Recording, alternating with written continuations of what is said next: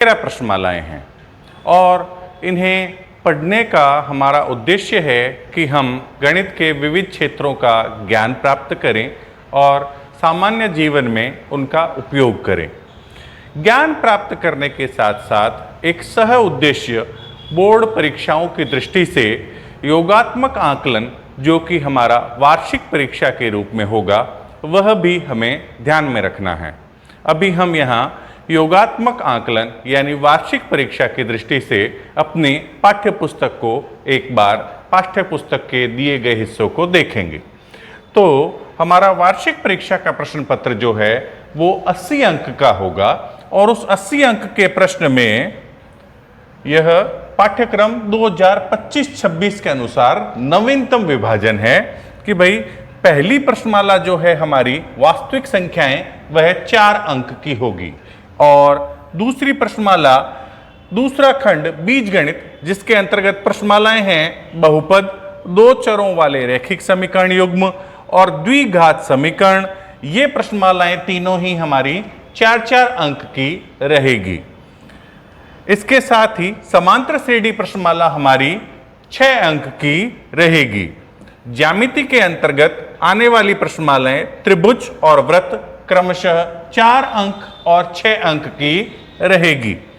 निर्देशांक ज्यामिति की प्रश्नमाला हमारी 7 अंक की रहेगी और त्रिकोणमिति के अंतर्गत आने वाली प्रश्नमालाएं त्रिकोणमिति का परिचय, त्रिकोणमिति के कुछ अनुप्रयोग क्रमशः 8 नंबर और 5 अंक की रहेगी। क्षेत्रमिति के अंतर्गत आने वाली प्रश्नमालाएं वृत्त से संबंधित क्षेत्रफल और पृष्ठीय क्षेत्रफल और आयतन, ये दोनों प्रश्नमालाएं क्रमशः 5 अंक और 6 अंक की रहेगी। और सांख्यिकी के अंतर्गत की 2 प्रश्नमालाएं सांख्यिकी और प्रायिकता हमारी क्रमशः 13 अंक और 4 अंक की रहेगी। केवल प्रश्नमालाओं के अंक भार समझ लेने से हमें यह तो पता चल जाता है कि किस परीक्षा की दृष्टि से किस प्रश्नमाला का अंक भार अधिक है, किसका कम है, यानी किसे हमें अधिक समय देना चाहिए अधिक अंक अर्जित करने के लिए। तो यह तो हमें पता चलता है, मगर प्रश्न उनमें से किस प्रकार के आएंगे या प्रश्नों की श्रेणियों के अनुसार किस किस खंड में किस किस तरह के प्रश्न पूछे जाएंगे, यह हमें ब्लूप्रिंट से ही पता चलता है। ब्लूप्रिंट सामान्यतः दिसंबर जनवरी माह में जारी किया जाता है। चूंकि पाठ्यक्रम के अंक विभाजन में हमारे जो वार्षिक परीक्षा के अनुसार जो अंक विभाजन है उसमें कोई विशेष बड़ा परिवर्तन नहीं किया गया है, इसलिए गत सत्र के जारी किए गए ब्लूप्रिंट को हम देखते हैं और गत सत्र के ब्लूप्रिंट के अनुसार हम यह जानने की कोशिश करते हैं कि पिछली बार जो पेपर हुआ था उसमें प्रश्नावलियों का जो अंक भार है उस अंक भार के अनुसार प्रश्न किस किस प्रकार के आए थे। पहले अगर हम उद्देश्य के अनुरूप देखें तो ज्ञान से संबंधित 24 अंक के प्रश्न आए थे, अवबोध से संबंधित 24 अंक के प्रश्न आए थे, ज्ञानोपयोग से संबंधित 16 अंक के प्रश्न आए थे, कौशल से संबंधित 8 अंक के प्रश्न आए थे, विश्लेषण से संबंधित 8 अंक के प्रश्न आए थे और कुल 80 नंबर का हमारा जो है वो प्रश्न पत्र आता है। यह उद्देश्य के अनुसार बताया गया है।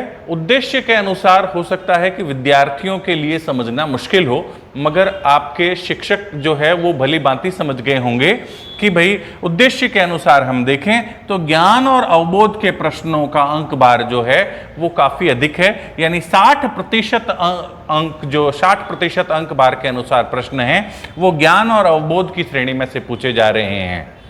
अगर हम विद्यार्थियों की दृष्टि से अगर देखें तो विद्यार्थियों की सामान्य समझ यह है कि भाई बहुविकल्पिक प्रश्न, तो भाई बहुविकल्पिक प्रश्न यानी अ ब स द वाले जो प्रश्न हैं वो पिछले बार के पेपर में 18 प्रश्न आए थे और वो सभी प्रश्न जो हैं वो 1-1 अंक के थे और रिक्त स्थान के 6 प्रश्न आए थे और वे सभी प्रश्न भी 1-1 अंक के थे।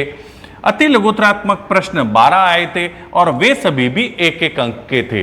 अगर हम इन तीनों खंडों को देखते हैं तो कुल मिलाकर के 18 और 6 24, 24 और 12 36, 36 छोटे छोटे प्रश्न ऐसे हैं जो एक एक अंक के आए थे।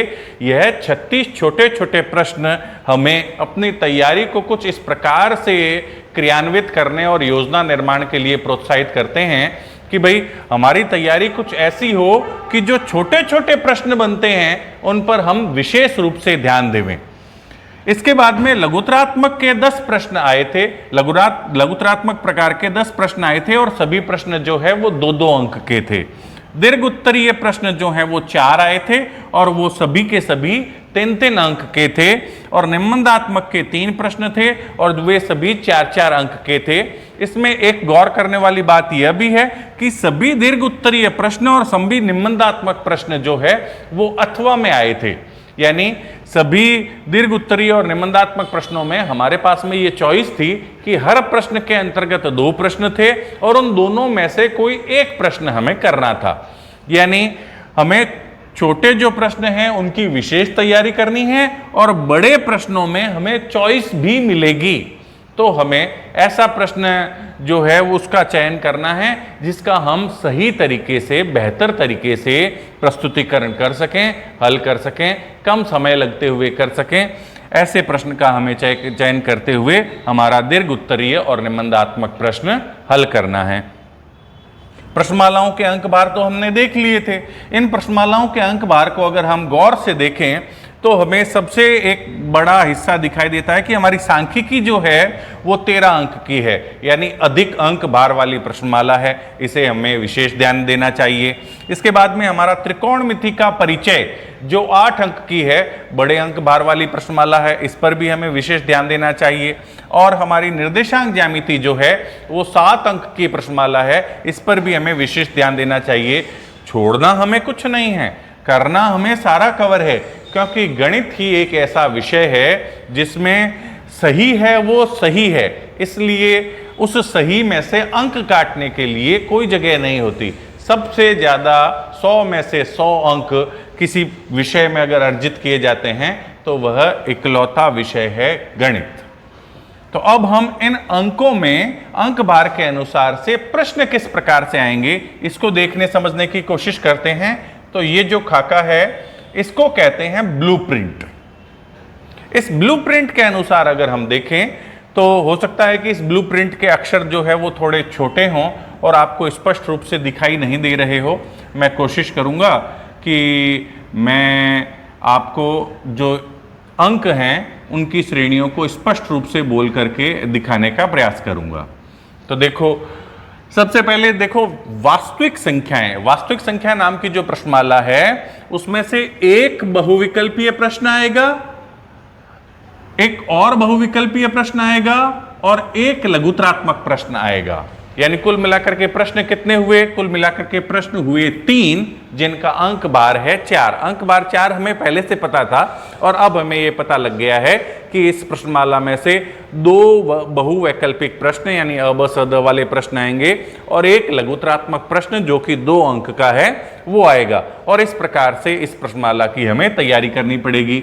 आगे आने वाली अगली 2 प्रश्नमालाएं जो हैं बहुपद और 2 चर वाले रैखिक समीकरण युग्म, इन दोनों में भी अंकों का भार, अंक भार हमारा 4 अंक का है। ये भी 4 अंक की, दूसरे नंबर वाली भी और तीसरे नंबर वाली भी 4 अंक की। इन दोनों में भी प्रश्नों का प्रकार कौशल के हिसाब से अलग है, उद्देश्य के हिसाब से अलग है, मगर प्रकार, प्रश्न के प्रकार के हिसाब से वही है कि 2 तो हमारे बहुवैकल्पिक प्रश्न आएंगे और एक लघुतरात्मक प्रश्न आएगा। तो इसके साथ हमारी पहली, दूसरी और तीसरी प्रश्नमाला से हमें प्रश्नों का प्रकार पता चल गया है। 2 बहुवैकल्पिक प्रश्न और एक लघुतरात्मक प्रश्न।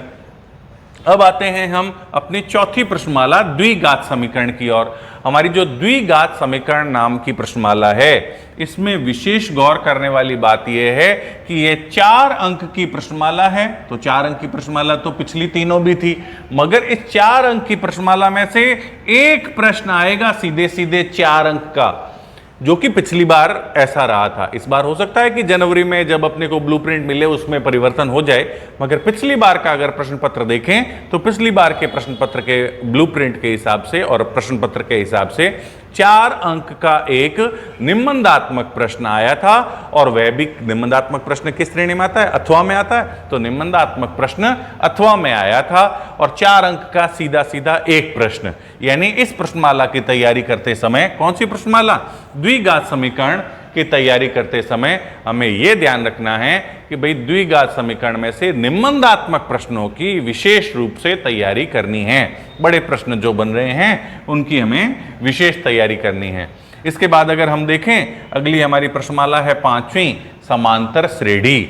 समांतर श्रेणी में से एक रिक्त स्थान, एक दीर्घोत्तरात्मक प्रश्न 3 अंक का, एक लघुत्तरात्मक प्रश्न 2 अंक का, यानी कुल मिलाकर के कितने प्रश्न आएंगे?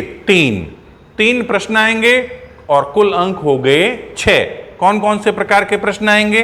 तो एक रिक्त स्थान का प्रश्न, एक दीर्घोत्तरात्मक प्रश्न और एक लघुत्तरात्मक प्रश्न आएगा। लघुत्तरात्मक प्रश्न 2 अंक का, दीर्घोत्तरात्मक प्रश्न 3 अंक का। और हम ये जानते हैं कि हमारा जो ये दीर्घोत्तरात्मक प्रश्न है यह अथवा वाला होता है। तो हमारे को समांतर श्रेणी वाली प्रश्नमाला में तीनों प्रकार के, यानी छोटे प्रश्न भी कवर करने पड़ेंगे, मध्यम श्रेणी के भी करने पड़ेंगे, और बड़े यानी दीर्घोत्तरात्मक प्रश्न उत्तर जो है उनकी ओर भी हमें विशेष ध्यान देना है। इसके बाद में जो अगली श्रेणी है, वो अगली श्रेणी में अपने पास में प्रश्नमाला है चौथी। और ये जो चौथी प्रश्नमाला है इसके अंक भार हैं 4, अंक भार हैं 4, और इसमें भी जो हमारा पहली, दूसरी, तीसरी का पैटर्न है यही फॉलो अप होगा। वो भी 4-4 अंक की प्रश्नमालाएं थी, ये भी 4 अंक की प्रश्नमाला है, और इस 4 अंक की प्रश्नमाला में से ठीक उसी प्रकार से एक बहुवैकल्पिक प्रश्न, एक और बहुवैकल्पिक प्रश्न और एक लघुत्तरात्मक प्रश्न आएगा। तो 4-4 अंक की प्रश्नमालाएं जिसमें पहली, दूसरी, तीसरी और छठी, इन चारों 4-4 अंक की प्रश्नमालाओं में प्रश्नों के आने का पैटर्न सेम टू सेम है। इसके बाद में अगली प्रश्नमाला देखते हैं हमारी निर्देशांक ज्यामिति। निर्देशांक ज्यामिति एक महत्वपूर्ण प्रश्नमाला है, इस दृष्टि से भी महत्वपूर्ण है कि इसके अंक भार कितने हैं? 7। इस 7 अंक भार वाली प्रश्नमाला में से ये एक बहुविकल्पिक प्रश्न, फिर उसके बाद में एक रिक्त स्थान वाला प्रश्न, एक लघुत्तरात्मक प्रश्न और एक दीर्घोत्तरात्मक प्रश्न आएगा। दीर्घोत्तरात्मक प्रश्न पर स्टार बना हुआ है क्योंकि ये क्या आएगा? अथवा में आएगा। इस स्टार का यही मतलब है कि यहाँ क्या आएगा? अथवा में आएगा। यानी इससे कुल कितने प्रश्न आएंगे? 4। दीर्घोत्तरात्मक भी आएगा, लघुत्तरात्मक भी आएगा, और छोटे प्रश्नों में रिक्त स्थान वाला प्रश्न भी आएगा और बहुविकल्पिक प्रश्न भी आएगा। यह इस प्रकार से वर्ष 2025 में आया था। अब अगर अपना अगली देखें तो त्रिकोणमिति का परिचय, जो कि फिर से एक महत्वपूर्ण प्रश्नमाला है क्योंकि हमारी 8 अंक की प्रश्नमाला है। इस 8 अंक की प्रश्नमाला में से एक बहुवैकल्पिक प्रश्न, एक रिक्त स्थान का प्रश्न, एक लघुत्तरात्मक प्रश्न और एक निम्नदात्मक प्रश्न आएगा। निम्नदात्मक प्रश्न आएगा, और निम्नदात्मक प्रश्न कहाँ से आ रहा है? ये निम्नदात्मक प्रश्न अथवा में आ रहा है और त्रिकोणमिति के परिचय से आ रहा है। यहाँ हमें ये पता चला कि निम्नदात्मक प्रश्न एक तो हमारा आ रहा है चौथी प्रश्नमाला में से, एक निम्नदात्मक प्रश्न आ गया है अब हमारा त्रिकोणमिति के परिचय में से 4 अंक का बड़ा प्रश्न, और कुल मिलाकर के ये प्रश्नमाला कितने की है? 8 अंक की है। इसमें से 4 अंक के प्रश्न आएंगे।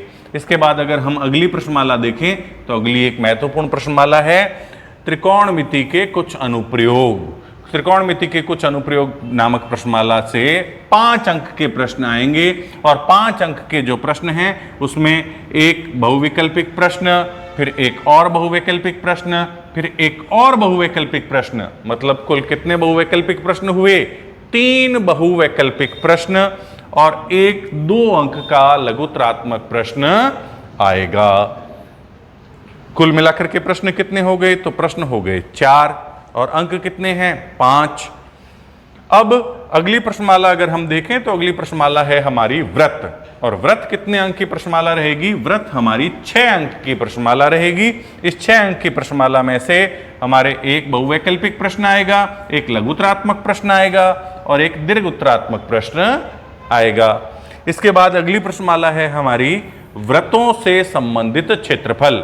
ये व्रतों से संबंधित क्षेत्रफल प्रश्नमाला जो है वो 5 अंक की है और इसमें से भी 4 प्रश्न आएंगे। किस किस प्रकार के आएंगे? एक बहुवैकल्पिक प्रश्न, एक और बहुवैकल्पिक प्रश्न, एक अति लघुतरात्मक प्रश्न और एक 2 अंक का लघुतरात्मक प्रश्न। कुल 4 प्रश्न, जिसमें से एक तो है हमारा लघुतरात्मक प्रश्न और 3 छोटे छोटे हमारे जो 1-1 अंक वाली श्रेणी के प्रश्न हैं वो आएंगे। इसके बाद में अगली प्रश्नमाला है हमारी पृष्ठीय क्षेत्रफल और आयतन। पृष्ठीय क्षेत्रफल और आयतन, जिसमें हम अपना आयतन और पृष्ठीय क्षेत्रफल त्रिविमीय आकृतियों का ज्ञात करते हैं। उस प्रश्नमाला में 6 अंकों की यह प्रश्नमाला है और गौर करने वाली बात यह है कि इस 6 अंकों की प्रश्नमाला में से 6 सवाल आएंगे और 6 अंकों की प्रश्नमाला में से 6 सवाल मतलब सारे के सारे छोटे छोटे 1-1 नंबर के सवाल। तो इस प्रश्नमाला को तैयार करते समय हमें बड़े प्रश्नों में से भी ढूंढना है कि इस बड़े प्रश्न में से छोटे प्रश्न कैसे बनाए जा सकते हैं और वो छोटे प्रश्न हमें किस प्रकार से पूछे जा सकते हैं। हमें उसकी विशेष तैयारी करनी पड़ेगी, क्योंकि 6 अंक की प्रश्नमाला और 6 छोटे छोटे प्रश्न। अब हम अगली प्रश्नमाला देखें, सांख्यिकी। महत्वपूर्ण प्रश्नमाला सांख्यिकी। महत्वपूर्ण क्यों? क्योंकि महत्वपूर्ण इसलिए क्योंकि ये 13 अंक की प्रश्नमाला है। 13 अंक की प्रश्नमाला मतलब अगर मैं 4 4 4 पहली, दूसरी, तीसरी तीनों प्रश्नमालाएं ले लूं तो तीनों मिलाकर के 12 अंक की होती है और ये अकेली प्रश्नमाला कितने अंक की है? 13 अंक की प्रश्नमाला है। और इसमें से अगर अथवा वाले सवालों को और जोड़ लूं तो कुल 10 प्रश्न आते हैं और अथवा वाले सवाल हटा दूं कि भाई यहां उन 2 सवाल जो अथवा में होते हैं उसको एक ही गिनूं तो भी 8 प्रश्न आएंगे। 8 प्रश्न अगर किसी प्रश्नमाला में से आ रहे हैं, यानी उस प्रश्नमाला के प्रश्न आपने को प्रश्न पत्र के हर खंड में दिखाई देंगे। और इसमें हमारे पास में है कि भाई एक रिक्त स्थान का प्रश्न है, फिर एक जो है वो अति लघुतरात्मक, 2 प्रश्न है अति लघुतरात्मक, एक जो है वो बहुविकल्पिक प्रश्न, फिर 2 है अति लघुतरात्मक प्रश्न, एक 3 नंबर का जो है दीर्घ उत्तरात्मक प्रश्न, एक 4 अंक का जो है वो निम्नदात्मक प्रश्न। यानी इसमें से इस प्रश्नमाला में से हमारे पास निम्नदात्मक प्रश्न भी है और दीर्घ उत्तरात्मक प्रश्न भी हैं।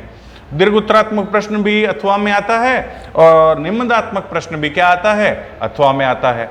तो अथवा वाले ये जो बड़े बड़े अंकों वाले प्रश्न हैं ये तो आएंगे और इसके साथ 2, एक 3, 2 5 और एक 6 जो हैं वो छोटे छोटे सवाल भी आएंगे। यानी इस प्रश्नमाला में से हमें छोटे छोटे सवाल भी विशेष रूप से तैयार करने पड़ेंगे।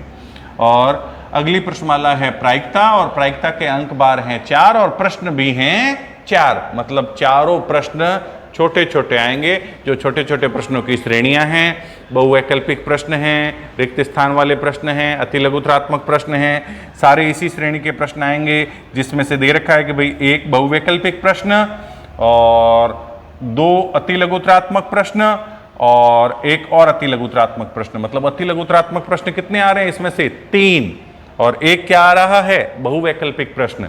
तो ये प्रश्नमाला जो 4 नंबर की है और वो प्रश्नमालाएं जो 4 अंक की है, उसमें जब हमने प्रश्नों के प्रकार के हिसाब से देखा तो अब हमें यह अंतर और स्पष्ट हुआ।